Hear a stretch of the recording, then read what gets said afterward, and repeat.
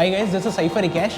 मेरे साथ है ओनोनोएदा केटीएम बारुईपुर के मैनेजर पे। Right. क्या आज के इस वीडियो में गाइस हम लोग आपको दिखाने वाले हैं KTM Duke 390। People have questions like, why should I upgrade to a Generation 3 Duke 390?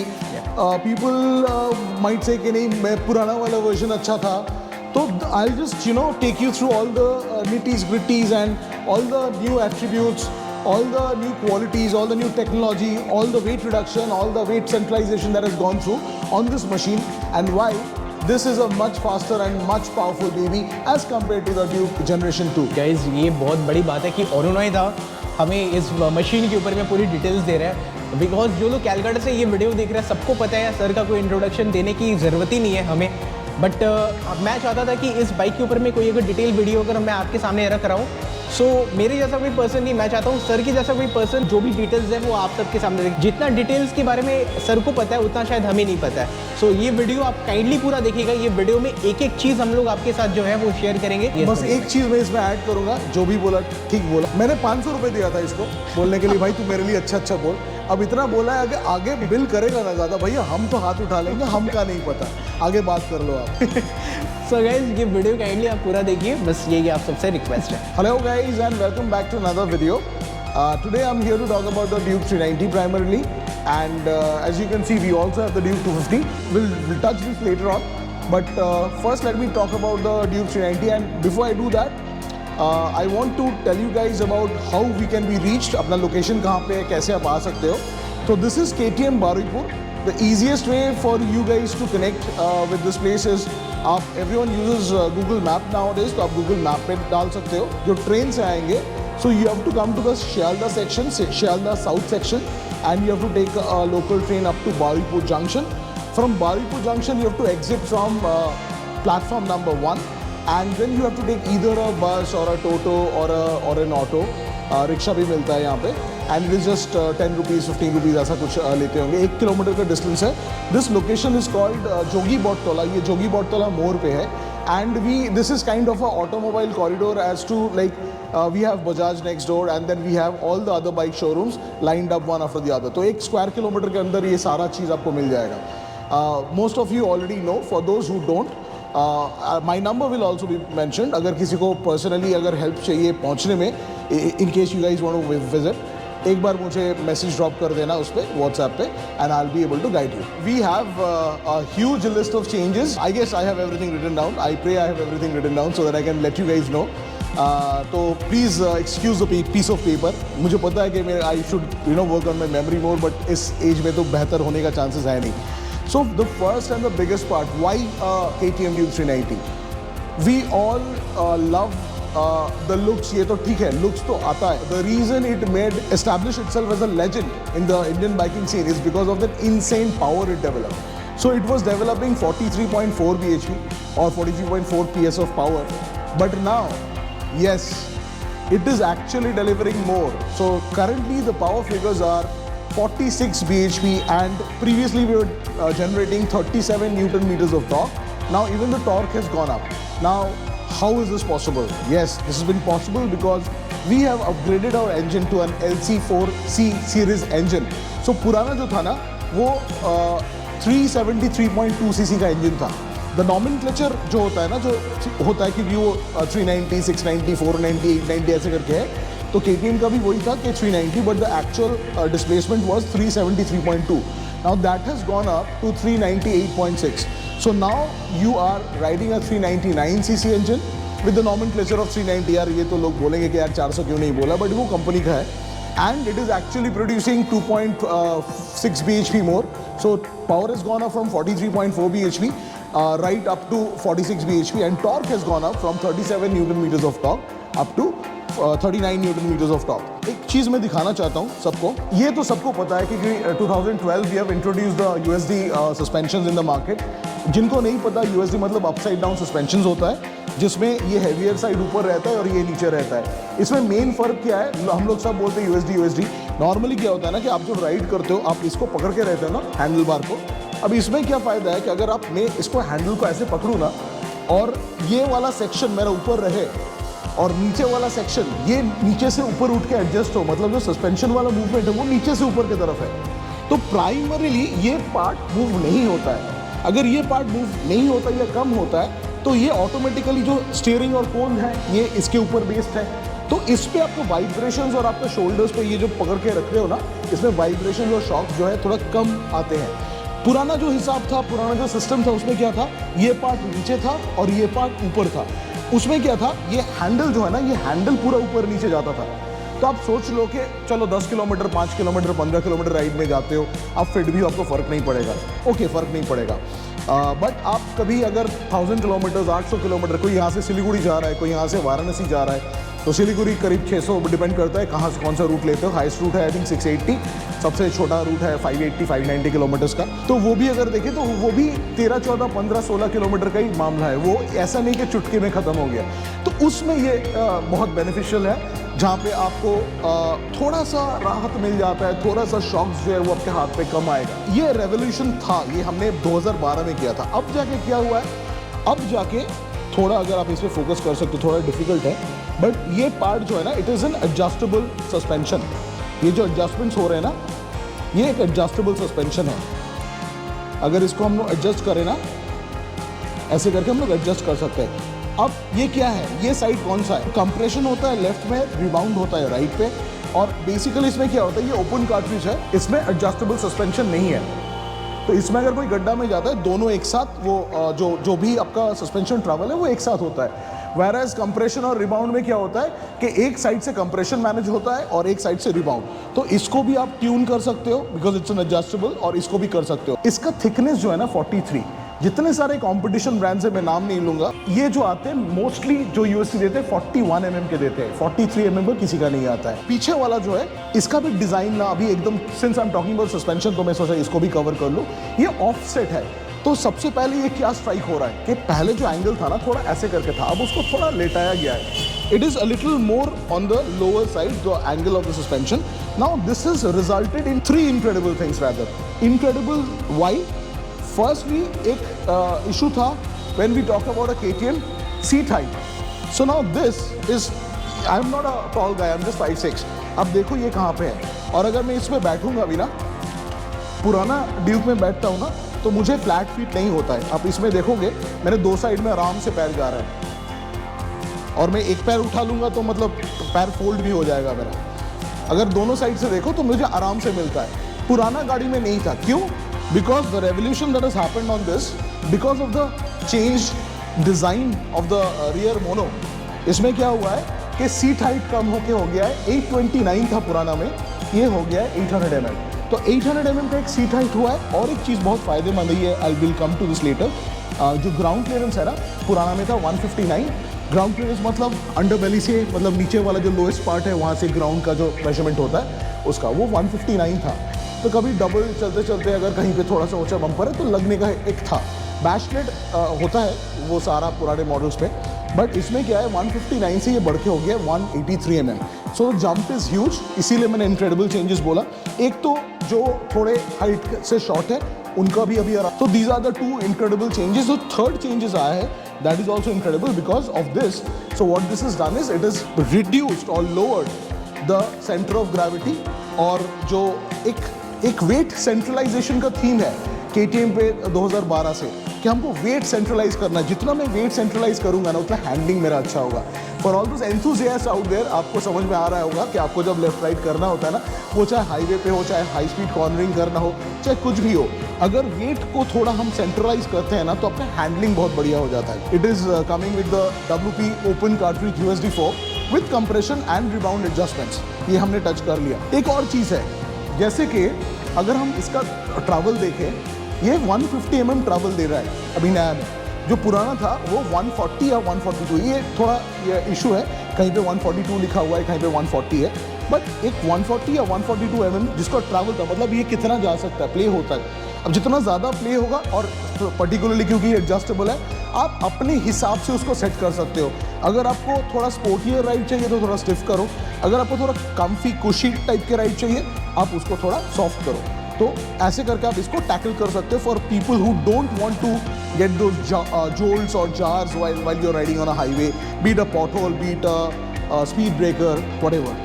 तो it becomes easier to navigate. हम लोग को सबको पता है कि थोड़ा हाथ में दर्द हो जाता है 2-3 घंटा 4 घंटा चलाने के बाद, अगर सामने से ज़्यादा फीडबैक आते रहे। एकदम फीडबैक नहीं आए तो भी गलत है, वो भी मैं बोलता हूँ। आई विल नॉट से कि feedback is not good, feedback is good, particularly for enthusiast, क्योंकि उनको चाहिए होता है फीडबैक। ये जो डिस्प्ले का साइज़ है ना, ये पुराना जो था इसमें था 230, इसमें हो गया 240। एक तो ये हुआ है, और एक दूसरा चीज़ हुआ है कि इसमें सिंगल पिस्टन कैलिपर दिया हुआ था, अभी 2 पिस्टन कैलिपर्स आ रहे हैं। So that is a major change for this bike. We use Bosch systems for our ABS। तो ABS वाला जो सिस्टम्स है, Bosch is world's number 1 in manufacturing ABS equipments. तो इसका एक वर्जन होता था जो पुराने में था, वो 9.1 था, एक kind of, you can call it a firmware upgrade, but now this is a 9.3 MP dual channel ABS system. Next we come to launch control. Now this is a segment first from my understanding. Launch control पहले कोई भी Duke वगैरह में नहीं था. The issue with launch control, how it helps us for those people who doesn't know about it. Launch control में क्या होता है कि when you are dumping the clutch, this will rev at 7000 RPM and you can actually dump your clutch at 7000 RPM. Normally on any other Duke, be it a 200 or a 250 or a 390, 3-4000 पे अगर आप when you dumping the clutch, क्या होता है, this of course a wheelie, so then फिर आपको throttle modulation करके उसको बचाना पड़ता है, and you have to control the wheelie. Some people can, some people cannot. Some people let go of the throttle, some people थोड़ा वो modulate करके थोड़ा व्हीली करते हुए लेके जाते हैं। लॉन्गेस्ट व्हीली का रिकॉर्ड है 17 या 18 किलोमीटर का, इतना मुझे याद है। तो लॉन्च कंट्रोल में क्या होगा, for those people who want to drag this bike, या तो फ्रेंडली ड्रैग हो सकता है, कहीं पे एम्बी वैली वगैरह जगह पे कंपटीशन भी होता है, तो वहाँ पे भी अगर आप ड्रैग करोगे ना, आई एम नॉट श्योर अगर ये वो यूज़ करने देंगे या नहीं, बट अगर यूज़ करने देते हैं तो एक बहुत अनफेयर एडवांटेज होता है 7000 RPM में जब आपका क्लच डंप होगा। थोड़ा स्क्रीन की तरफ अगर आप ध्यान देते हैं फॉर अ सेकेंड, तो आपको ये दिखेगा लैप बोल के। ये इसीलिए दिखा रहा है क्योंकि अभी इस बाइक पे 3 मोड्स हैं, स्ट्रीट, ट्रैक और रेन, जो पहले कभी नहीं था ड्यूक पे। जिनको ये पता है क्या है, मैं एग्जैक्ट पूरा डिटेल्स में नहीं जाऊंगा, बट जो भी होता है रेन मोड में क्या होता है, थोड़ा टॉर्क वगैरह, पावर डिस्ट्रीब्यूशन वगैरह थोड़ा लीनियर हो जाता है, सो दैट आप कंट्रोल कर पाओ इसको, इतना सारा पावर है कंट्रोल कर पाओ। और ट्रैक मोड में ये ऑल आउट जाता है, स्ट्रीट मोड में जो होता है एक बैलेंस सा आता है। तो ये जैसे अभी है यहाँ पे ट्रैक, और ट्रैक में आपको दिख रहा है, अगर ये स्क्रीन आपको दिख रहा है ठीक से, तो ये डिज़ाइन थोड़ा ऐसा है। तो ये जो राइट मोड वाला स्क्रीन है, यहाँ पे जाके आप इसको सिलेक्ट कर सकते हैं, ट्रैक सिलेक्ट कर सकते हैं, रेन सिलेक्ट कर सकते हैं, स्ट्रीट कर सकते हैं। वो ट्रैक पे था, अभी अगर इसको हम स्ट्रीट करते हैं और यहाँ से एग्जिट करते हैं, तो अब देखो ये ऐसे करके हो गया, पहले था ऐसे उठ के एकदम स्ट्रेट ऐसा था। तो ये भी चेंज हो जाता है, जैसे लैम्बोर्गिनी, फरारीज में स्पोर्ट्स मोड वगैरह होता है, अलग अलग मोड्स होता है, तो बहुत सारा में क्या होता है कि डिस्प्ले भी चेंज हो जाए। तो ये एक प्रीमियम फीचर है जो आपको इस बाइक पे भी मिलेगा। इसके बाद जो है MTC, motorcycle traction control. Now this is something that debuted in India with the KTM bikes on the ADVs। पहले ये सारे में था, जो ADVs है इसमें था मोटरसाइकिल ट्रैक्शन कंट्रोल, इसमें है मोटरसाइकिल ट्रैक्शन कंट्रोल। अब जाके क्या हुआ है, इस रेंज में भी आ गया ये। इसके पहले RC में भी आया था, जो RC का फेसलिफ्ट आया उसमें भी आया था motorcycle traction control, cornering ABS। That has actually saved my life once. एक बार मैं बुरी तरह से फंस गया था एक सिचुएशन पे, जो अपनी ही गलती से क्रिएट किया हुआ सिचुएशन है, बट जो भी है कॉर्नरिंग ABS पे अगर आपको ये वीडियो अच्छा लगे तो कमेंट में बताना। कॉर्नरिंग ABS में बात कर सकते हैं हम लोग अपन कम से कम आधा घंटा। इतना बढ़िया चीज़ है, जिसको पता है उसको पता है, जिसको नहीं पता अगर पता करना है प्लीज़ कमेंट करना, I will definitely elaborate on that. Apart from cornering ABS, quick shifter इसमें स्टैंडर्ड है, पहले भी था अभी भी है, खाली उसका जो फर्मवेयर वर्जन है वो वर्जन थोड़ा अपग्रेड हुआ है। TFT डिस्प्ले तो नया है, ये इसमें बोल रहे हैं जो नॉमेनक्लेचर है, ये बॉन्डेड ग्लास 5 इंच TFT, और एक बार मैं इसको ऑन ऑफ करके दिखाऊंगा, ये सबका फेवरेट है। ये जो लुक आ रहा है ना, ये सबका मतलब होश उड़ाने वाला लुक है। एक बार मैं फिर से दिखाता हूँ आपको। Very important part, underbelly exhaust. So ये जो एग्जॉस्ट है ना, ये अंडरबेली एग्जॉस्ट है। पहले जो फर्स्ट जनरेशन में था, we had actually launch the Dukes with the underbelly exhaust, and the reason why it is a good choice और it is even found in superbikes is again, एक थोड़ा देर पहले मैंने बोला था, weight centralisation. So this is all about bringing your weight to the centre of the bike. The more you bring the weights to the centre of the bike, the better you are getting handling. Underbelly exhaust चला गया, अभी slipper clutch. So it is a PASC slipper clutch, power assisted slipper clutch बोलते हैं। तो ये पहले भी soft था, अभी भी सॉफ्ट है, एक फिंगर से आराम से पुल कर सकते हैं। अब लोग बोलेंगे भैया आई एम 117 kgs, मेरे एक फिंगर से होता है, आपका भी एक फिंगर से होगा। ये जो है एनीवेज मुझे नहीं पता कि कौन एक फिंगर से करता है, मैं भी नहीं करता, बट डिस्प्ले के लिए कर रहा हूँ, दिखाने के लिए। I normally this is how I use my clutch, और I normally use my clutch like this. Generally it's like this, I use all 4 fingers. The reason भी अगर मैं यहाँ पे 2 फिंगर करूँगा ना, तो ये हाथ मेरा ये क्लच आके मेरे ही हाथ पे फंस जाता है। सो ये 2 फिंगर वाला अप्रोच मेरे लिए नहीं है। मैं क्या करता हूँ, मैं ऐसे करता हूँ, and it's a very soft clutch. एक पुराना अगर ड्यूक हम लोग देखें, just for reference I will show you, ये जो पुराना ड्यूक है ना, सो दिस इज करंट मॉडल है ड्यूक 200 का। सो this is a trellis frame, पहले भी था ट्रेलिस फ्रेम। इसमें क्या अपडेट है, जनरेशन 1 और ये जनरेशन 2, इसमें क्या अपडेट था, it's a split trellis frame. ये यहाँ पे स्प्लिट है, और ये जो एक सब सेक्शन निकला हुआ है, ये भी ट्रेलिस का ही है, ये ट्रेलिस फ्रेम का ही सेक्शन है। अभी अगर आप इसमें आते हो, we have a trellis frame till here, from here onwards now this is an aluminium sub frame. What it does is it reduces weight, it cuts the weight, and it also acts, makes the bike stronger. जो strength है chassis का वो भी बढ़ाता है। So technically and it's also lighter. तो इसमें क्या होता है, एक तो it's stronger, secondly it's lighter. So again, this has done something to reduce the weight of the bike and to give you better ride, feel, handling, ये सारा agility बढ़ जाता है बाइक का, आप ज़्यादा स्विच कर सकते हो। इसका एडजस्टेबल जो है ना, ये एक तो होता है, इसमें 10 स्टेप एडजस्टेबल प्रीलोड है। It is offset suspension like we have already covered, and this is got 10 step preload adjust, ये प्रीलोड एडजस्टमेंट है। बट यहाँ पे एक छोटा सा स्क्रू दिया हुआ है for this. With this you can, what you can do is, this is the screw. So what you can do is, on the left side it is the softer side, which is comfort. On the right side it is basically the harder side, which makes the suspension stiffer, so gives you much better handling. So lightweight rigid wheels. So what we have done is come to the front part of the bike. If you see, I'll just ask you to show this one. So this is the older alloy design. This has more spokes. This is called a bespoke design. I think this has got only 5 or 6 spokes. Okay, so we're talking about the ergonomics. Now that is taken care. एक होता है, कुछ लोग हैं जिनको हो सकता है कि थोड़ा हायर सीट पोजीशनिंग का ज़रूरत है। पावर पार्ट्स में एक एक्सटेंशन आएगा जिसमें 20 mm का ये एक्सटेंड हो सकता है। So instead of an 800 mm seat height, it can be increase to 820 mm. So now we have the forged aluminium foot pegs. ये तो खैर पहले से ही था, थोड़ा सा ट्वीक हुआ है। ये फॉर्ज्ड है, ये इट इज़ अगेन लाइटर बन जाता है, and forged does not break very easily. It is very tough, very hard. New headlight DRLs. I'll turn this off and then I'll turn this back on. So we have an insane looking DRL. इसको एक बार मैं फिर से on off करूँगा, of किया, and now we are switching it back on.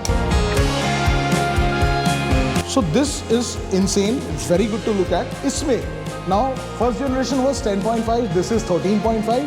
Now the good news is this comes with a 15-liter tank. Yes, you heard it right, 15-liter tank. Hazards, like I said, this is a very good addition to the bike. Previously क्या होता था कि अगर हम लोग कहीं road side पे खड़े हैं, a little in a dark alley or whatever, we turn this on, but then if we had to park the bike and move there, what would have happened was कि हमको ये जैसे चाबी मैंने निकाल लिया, ये बंद हो गया, बट इसमें नहीं बंद होगा मेरे दोस्त, इसमें नहीं बंद होगा क्योंकि ये चालू रहेगा। We have understood the fact that a person even after switching it off, if he has turned on the hazard for whatever reason, हम लोग को क्या, अगर जैसे ही चाबी निकाल लिए हैजर्ड बंद। अभी क्या कि अगर योर हैजर्ड इज ऑन, किसी ने इसको बंद भी करने की कोशिश किया ना, तो ये बंद नहीं होगा जब तक आप चाबी वापस नहीं डालोगे। सो आपने चाबी वापस डाल दिया, now the key is inside and now you click it once and the hazard goes off. So I believe I have covered this overall. मैंने जितना मेरे से बना मैंने किया। अगर आपको लगता है कि मैंने कोई चीज़ मिस कर गया, please reach out in the comment sections. Tell me what exactly you want to understand, what exactly you want to know. So that will be it. I hope you had fun. Anything else you want to know, please reach out. Please let us know, and we'll try and cover those aspects as well. Anything that needs a finer tuning, आपको ज़्यादा पता करना है, please send us a message. We'll reach back to you. We'll give you our WhatsApp number so that you can reach out to us, and in case it is required, आप phone भी कर सकते हो. We'll give you the numbers. Now, what is the price? So the older version was priced at 3,54,951. So now the price has gone up. It has gone up to 3,69,603. So that is the new price, guys. Any questions, anything, you can either message us or you can write in the comment section and we'll reach out to you. We are done with the Duke 390 for now, as of now. We also have a sibling which is the Duke 250, the smaller sibling, if I might say that. छोटा भाई है इसका, अगर आप इसको छोटा भाई बोल सकते हो. This is also something that we had actually initially planned that we would be covering today. Just a little bit of shortage of time, and then I had to do certain things also. I also run a showroom here, so I'm sure you would understand. तो आज ये तो हो नहीं पाया, but we promise you that we are coming back with another video with all the specifics and the features, the attributes, the differences between the older version and the newer version with this. एक teaser खाली मैं बोलना चाहता हूँ. This is only priced at 2,79,827, up by only around $800-900 as compared with the earlier model. So guys, catch you later.